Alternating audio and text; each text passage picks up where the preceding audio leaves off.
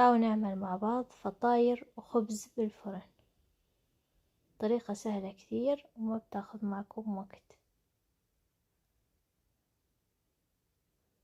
لكل كيلو طحين بدي ظرف من الخميرة، بدي ملح ولبن.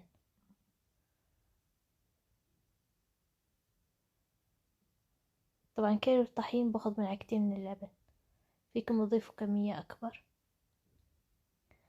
نضيف الخميرة والملح وبعدين نحركهم مع بعض ونضيف اللبن. بعدين نضيف نعجن الخبز بمي فاترة، بعدين نعجنه كمان بزيت الزيتون ونتركه حتى يتخمر. بس يتخمر هيك بيكون معي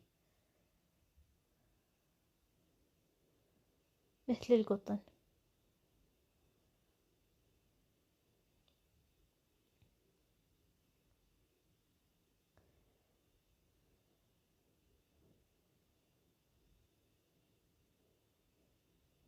بعدين بنشكله على شكل كرات ونخليه حتى يرتاح لحتى نقدر انه نمده بطريقة سهلة.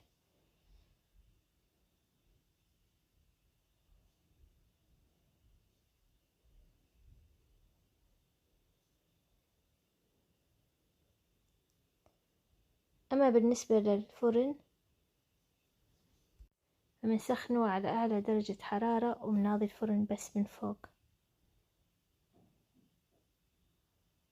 وهيك بتطلع معكم النتيجة. الخبز طري كثير وطيب.